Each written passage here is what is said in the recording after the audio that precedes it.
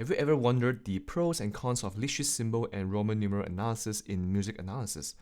This is what I will talk about in this video. Just to give you a brief idea, the pro of Lipschitz symbols is that it's more convenient to visualize chords and it's more straightforward. So when we look at, let's say, an uppercase G, it means that this is a G major triad consists of G, B, and D. Right? So it tells you right away. The con is that you are not able to see the relationships in between chords.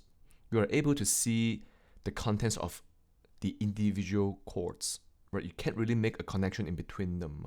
While on Roman numeral analysis, you can see the relationships of the chord progression and you can make a connection in between chords. And you can also know the functions of the chords on the music. And the con is that it's less convenient to visualize chords. You need to take extra steps to know the chord contents with Roman numeral analysis. I went ahead to analyze the Beethoven's Opus 2 number 1 in F minor. This is the second movement of it. The first 8 measures of it is in the key of F major. And above the music is the Lipschitz symbol. You see a lot of letters.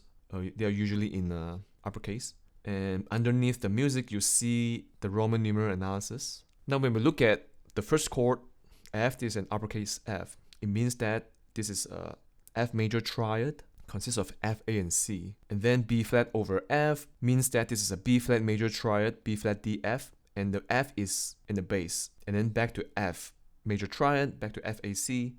And then to F major over C means that we put a C on the bass. So this becomes C, F, and A, right? C on the bass. And then back to C.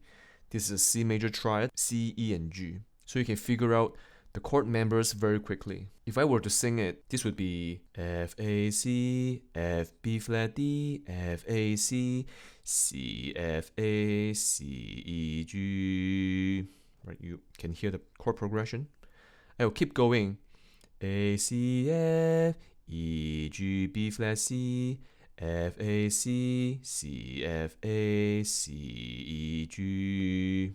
F, A, C, F, B flat, D, F, A, C, B flat, D, F, B flat, C, E, G, A, C, F, B flat, D, F, C, F, A, C, E, G, B flat, F, A, C.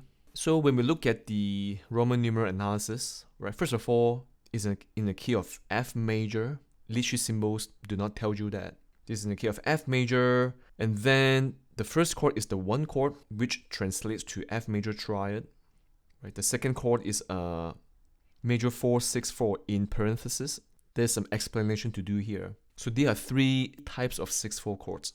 The first one is the pedal 6/4. The second is the passing 6/4. The last one, which is the most important one, is the cadenatial 6/4. The 4/6/4 right here is a pedal 6/4. If you look at the bass on the left hand, there's an F pedal, right? That's why this is a pedal 6/4 in parenthesis, meaning that this is not functionally an important chord. What it does is to extend the one tonic function. And then the next measure, we have another type of the 6/4 chord. This is a cadenatial 6/4 because it happens towards the end of this small phrase right here. And then 1/6/4 is followed by a 5 usually, and then we bracket these 2 chords and then put a 5 underneath. And this 5 right here on the top and the bottom 5, they mean different things. The top 5 right here means this is a 5 chord, a major 5.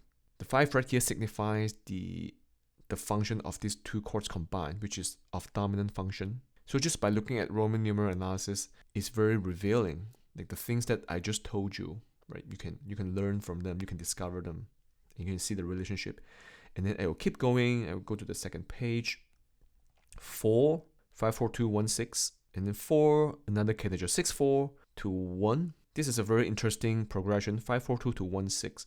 If you look at the 5/7 chord, which is a dominant 7, you have to resolve the Mi to Fa and the Ti to Do, which is it's called the natural resolutions.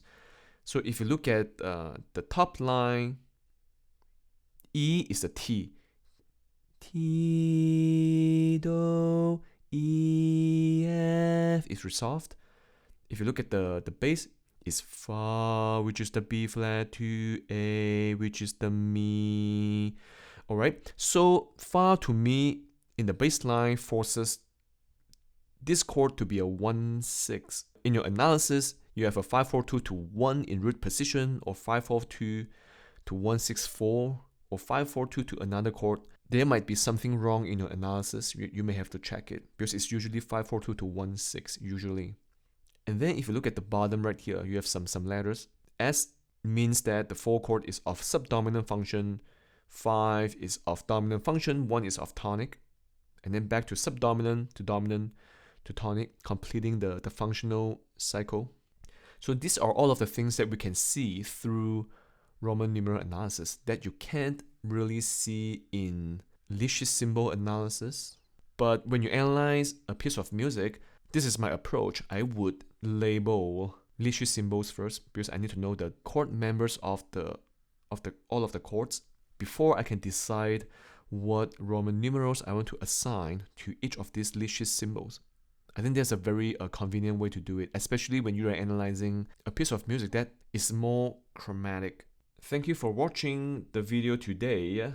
What are your thoughts on the pros and cons of Licious symbols and Roman numeral analysis? Please let us know below the video. And if you are interested in any music theory stuff, please check out my other analysis videos in my YouTube channel. Well, thank you so much and enjoy the day.